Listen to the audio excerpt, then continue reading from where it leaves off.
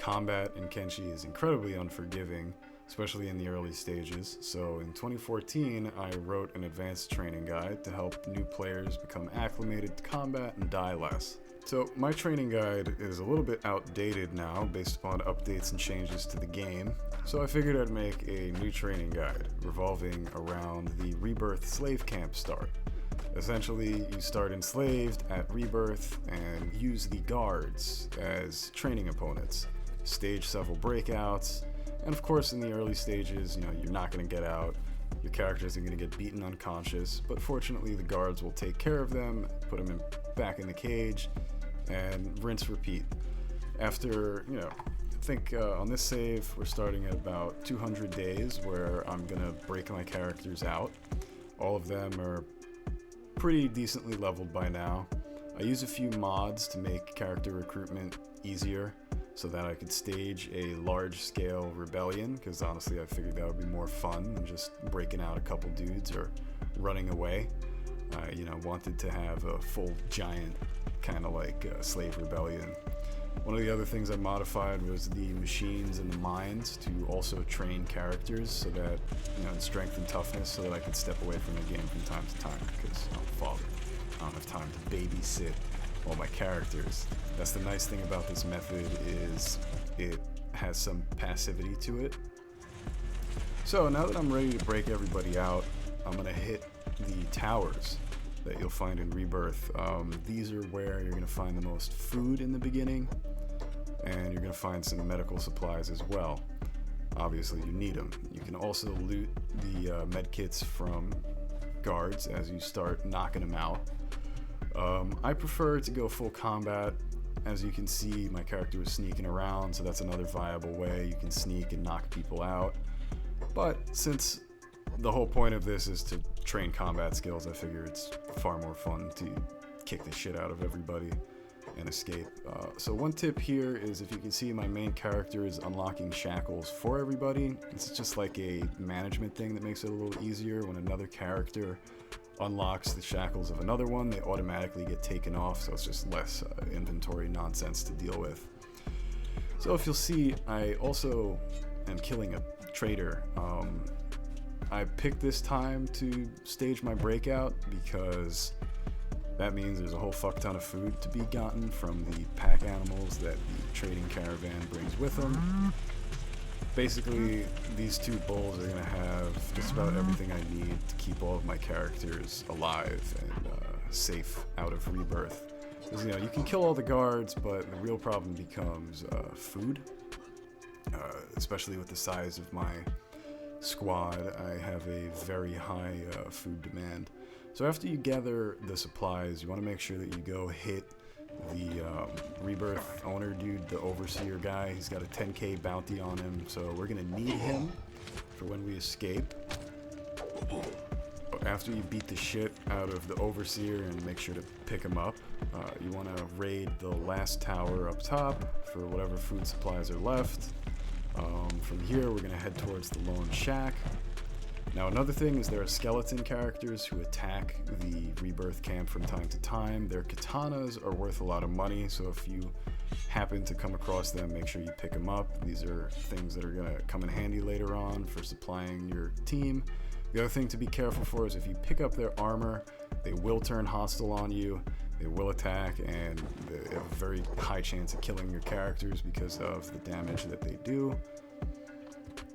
So once you get your characters to the lone shack, you want to make sure that you set everybody down so that their food consumption decreases and you can preserve as many supplies as possible. Now that everyone's safe, you want to take your fastest characters and send them over to the Fog Islands so they can hit up Mongrel, buy a backpack so that you can distribute food amongst the squad in a little bit easier way, because they'll auto get the food themselves instead of having to individually distribute the food items. Sell some katanas so that we can buy more equipment. Then we're going to run into Beep, who's one of the unique characters of the game. For tutorial purposes, Beep is going to show us what happens if you're not fast enough to escape the Fog Islands, which is again why I specified your fastest characters. I promise No beeps were harmed in the making of this video. This is purely for educational purposes. He consented to this. Alright, so now we're going to head back to the Lone Shack, where I split up my squad, because I was honestly surprised that so many of them survived the escape. I guess that just speaks to the quality of their training. From here we're going to hit the Floodlands, where you want to make sure that you avoid the iron spiders. They can and will kill you in one hit if you're unarmored, even with moderate toughness stat. We're going to hit up Burns Tower, where we're going to meet another unique character. I try and recruit every skeleton that we meet because they're sick and also pretty rare. If you've rescued any skeleton characters, you also want to make sure you heal them in the skeleton bed here. And then from there we're going to head to the cannibal plains. The cannibals themselves are pretty easy to dispatch. You just want to make sure that they don't sneak off with any of your unconscious characters, as they are prone to do. From here we're going to head to the coast, where you'll find a fishing village. That's going to make a great spot to heal up from your cannibal combat. You can also pick up a few more unique characters. Now that everyone's healed up, we're going to head towards the Great Desert. You want to take precaution with the patrols around here. The Holy Nation guys are much stronger than the ones you were fighting at Rebirth, so they have a very good chance of wiping out your squad if you're not careful. I was very fortunate here that that wasn't the case.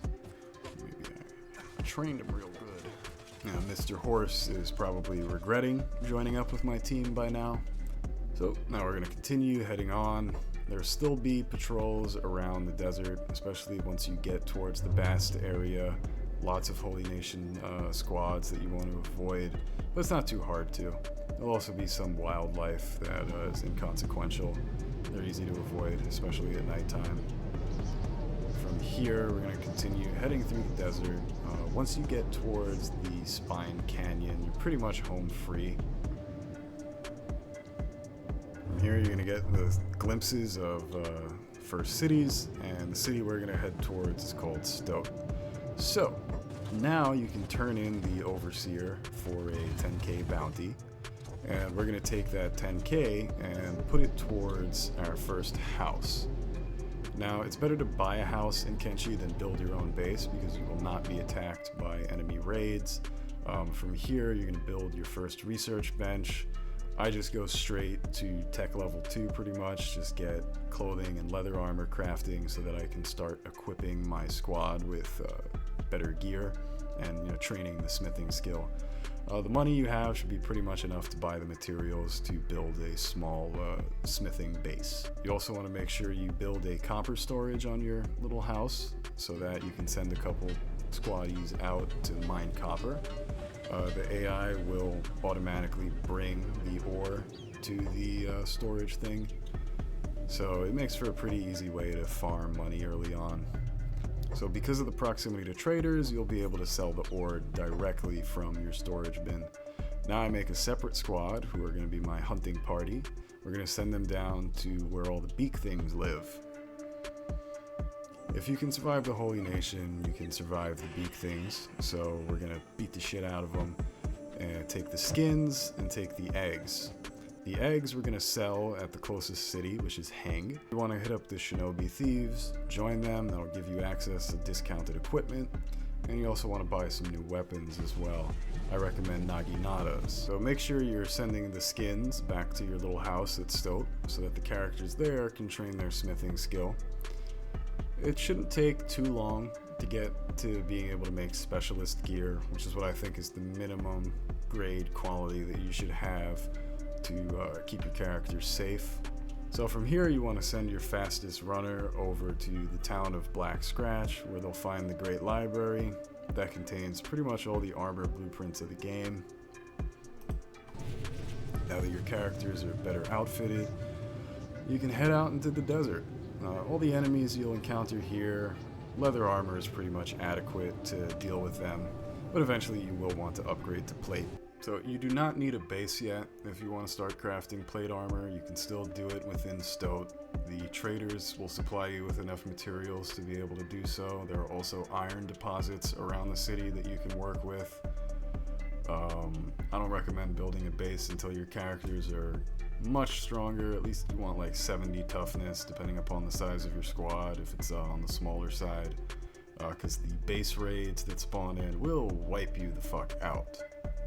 Thank you for watching, and be safe out there.